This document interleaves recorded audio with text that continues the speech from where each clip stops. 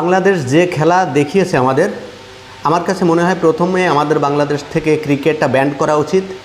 এরপর এই খেলার সঙ্গে যারা আছে এবং যে 11 জন আজকে মাঠে খেলা প্রদর্শন করেছে তাদেরকে প্রত্যেককে জরিমানা করা উচিত।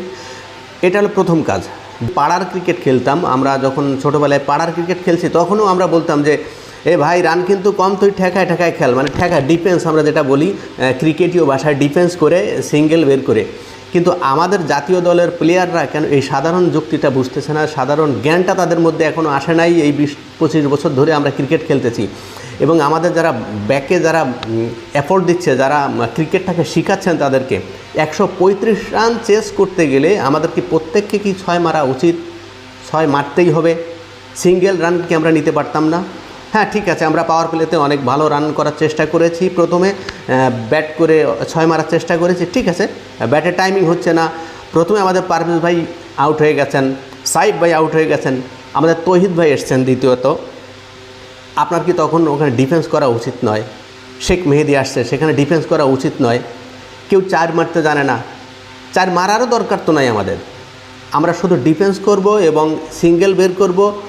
আমাদের টার্গেটটা 120 বলে 135 রান। এর থেকে সহজ সমীকরণ এশিয়া কাপে এখনও পর্যন্ত হয়নি।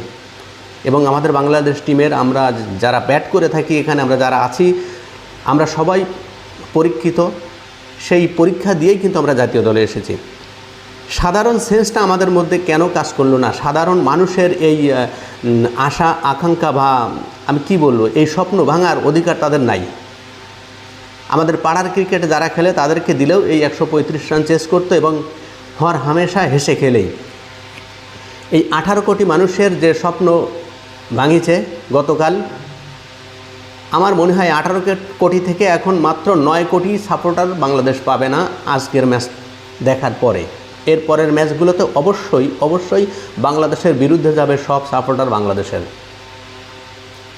এটা শুধু আমার বক্তব্য নয়, আর আমার মনে হয় যারা সামাজিক প্ল্যাটফর্মে কথা বলে থাকেন এই খেলা নিয়ে, তাদেরকে বলা উচিত এখনই সময় যে এই ক্রিকেট বাংলাদেশ থেকে হয় ব্যান করা হোক, না হয় এই সেটআপটা টোটালি চেঞ্জ করে নতুন কোনো সেটআপ আসুক। যারা প্রথম থেকে ক্রিকেট শুরু করুক, তারা 120 করার দরকার নেই, যা পারে তাই করুক, আমরা তাদেরকে বরণ করে নিব।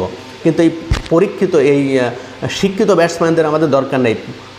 একটা কথা যদি আপনাদের বলি, যেমন জাকের আলী অনিক, সে নাকি 6 মারে, শুধু তার টার্গেটে 6 মারা। সে জানে আমাদের লাস্টে 20-25টা বল তাকে খেলতে দেওয়া হবে, সেখানে 6-7টা 6 মারা তার দরকার। আমার রান যখন 135, সেখানে 6 মারার কী দরকার? ব্যাটে বলে টাইমিং করতে পারত